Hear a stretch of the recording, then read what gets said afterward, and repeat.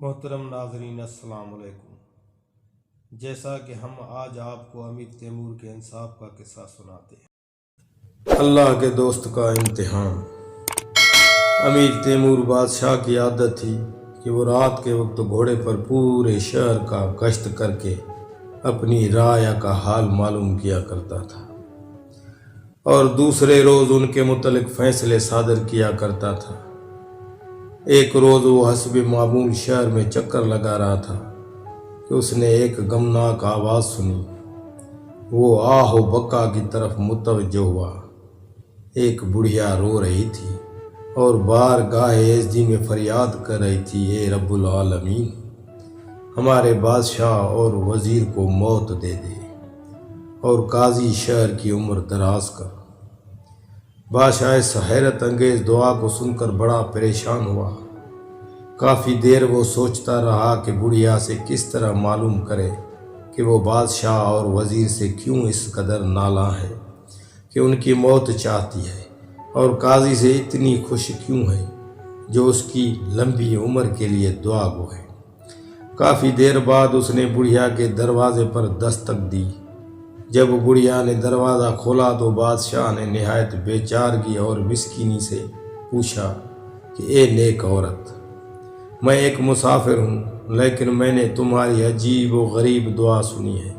کیا میں یہ پوچھ سکتا ہوں کہ تم بادشاہ وقت اور وزیر سے اتنی زیادہ رنجیدہ کیوں ہو جو ان کی موت چاہتی ہو، اور قاضی سے اتنی خوش کیوں کہ اس کی درازی عمر کی دعا کر رہی ہو؟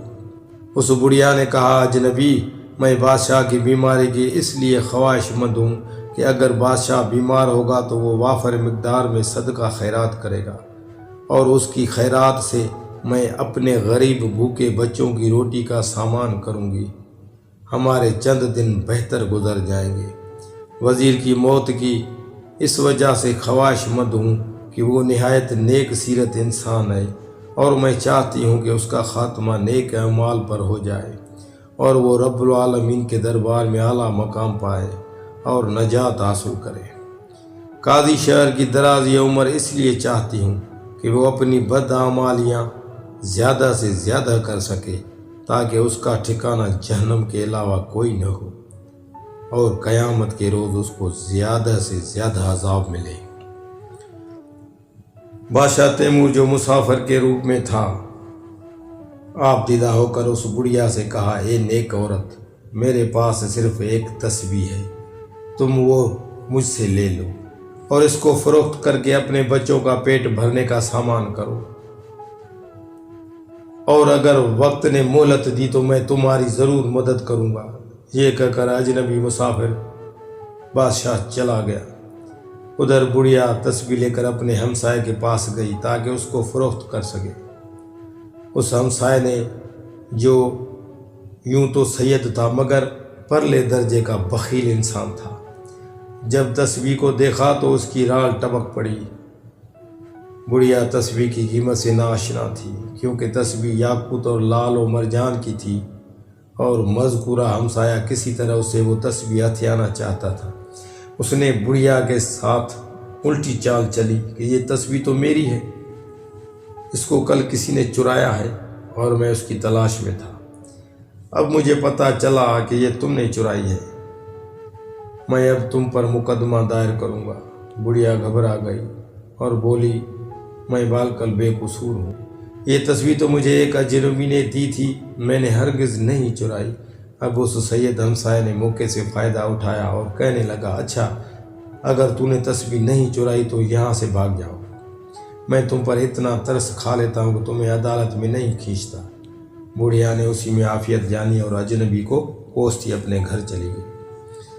اگلی رات امیر تیمور پھر حسب معمول گشت پر نکلا اور قصداً بڑھیا کے محلے میں آیا، اور اس نے بڑھیا کے گھر سے پھر وہی دعا سنی جس میں بادشاہ کی بیماری، وزیر کی موت اور قاضی وقت کی درازی عمر کا ذکر تھا۔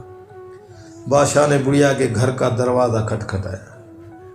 بڑھیا اس کو دیکھتے ہی اس پر برس پڑی اور اس کے منہ میں جو آیا کہتی چلی گئی، اور 2-4 تھپڑ بھی رسید کر دیے۔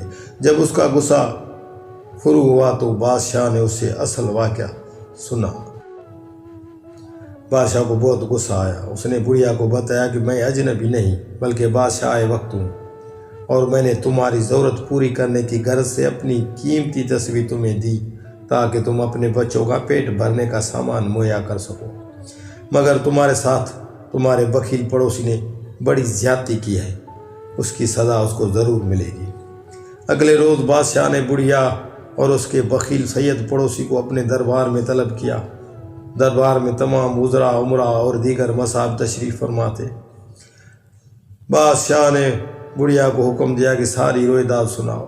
بڑھیا نے شروع سے آخر تک ساری بات دربار میں بیان کر دی۔ فیصلہ یہ کیا گیا کہ بڑھیا کو خاطر خواہ انعام دیا جائے جس سے وہ بار زندگی آسانی سے اٹھا سکے اور اپنے بچوں کی کفالت بہتر طریقے سے کر سکے، اور اس کے بخیل سید ہمسائے کو سزائے موت دے دی۔ اسی پر بس نہ کی گئی بلکہ اس علاقے میں جتنے سادات گھرانے تھے ان کو بھی نیست و نابود کرنے کا فرمان جاری کر دیا گیا۔ اس طرح بہت سے سید گھرانے لقمۂ اجل ہو گئے۔ انہی سید گھرانوں میں ایک شخص سید امیر علی ہمدانی بھی تھے۔ آپ کے مریدوں کی تعداد بے شمار تھی اور یہ خطرہ لاحق تھا کہ اگر امیر علی ہمدانی پر ہاتھ ڈالا گیا تو ملک نقص امن کا شکار ہو جائے گا۔ امیر تیمور نے کافی سوچ بچار کی کہ کسی طرح کوئی ایسا جواز پیدا ہو جائے جس سے سید امیر علی ہمدانی کو بھی ٹھکانے لگا دیا جائے اور لاٹھی بھی نہ ٹوٹے۔ بادشاہ کافی مدت اسی ادھیڑ بن میں مشغول رہا۔ ایک روز اس کے ذہن میں عجیب سا خیال پیدا ہوا جس سے اس کی خواہش پوری ہو سکتی تھی۔ بادشاہ نے سوچا کہ امیر علی ہمدانی کی ولایت کا امتحان لیا جائے اور اگر وہ فیل ہو گئے تو ان کو قتل کروا دیا جائے گا۔ اس طرح کوئی شخص انگلی نہیں اٹھا سکے گا۔ چنانچہ بادشاہ نے ایک بکری چوری کروائی اور اس کو ذبح کر کے پکوایا۔ پھر اس نے سید امیر علی ہمدانی کو ان کے مریدوں سمیت کھانے پر مدعو کیا۔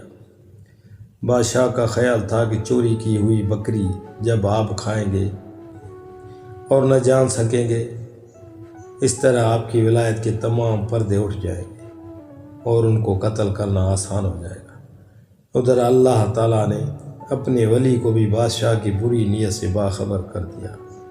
آخر دعوت کے روز سید امیر علی ہمدانی اپنے مریدوں کے ہمراہ بادشاہ کے دربار میں تشریف لائے۔ دسترخوان بچھا دیے گئے، کھانا لگ گیا، ابھی کسی نے لقمہ بھی نہ توڑا تھا۔ ایک بڑھیا روتی پیٹتی آئی اور بادشاہ سے فریاد کی کہ میں نے ایک بکری سید امیر علی ہمدانی کو تحفے کے طور پر دینے کے لیے پال رکھی تھی، اس کو کوئی چرا کر لے گیا ہے، لہٰذا اب میں کیا کروں اور کہاں سے بکری لاؤں؟ میں تو سید امیر علی کے آگے بڑی شرمندہ ہوں۔ یہ سن کر حضرت صاحب نے بڑھیا سے کہا، تم اپنی بکری مجھے دے دو، تم زبان سے بکری مجھے دے دو، جب بکری مجھے دے دو گی تو بکری مجھ تک پہنچ جائے گی۔ تو بڑھیا نے کہا کہ حضرت وہ بکری آپ کے لیے تھی اس لیے میں نے آپ کو دے دی۔ حضرت نے فرمایا میں نے وہ بکری قبول کی۔ اس کے بعد آپ نے کھانا تناول کرنا شروع کیا۔ بادشاہ اس عجیب و غریب صورتحال سے بڑا پریشان ہوا اور نادم ہو کر آپ سے معافی کا طلبگار ہوا۔ آپ نے اسے زیادتی کرنے پر معاف کر دیا۔ بعد ازاں وہ آپ کی روحانیت سے متاثر ہو کر آپ کے ماننے والوں میں شامل ہو گیا۔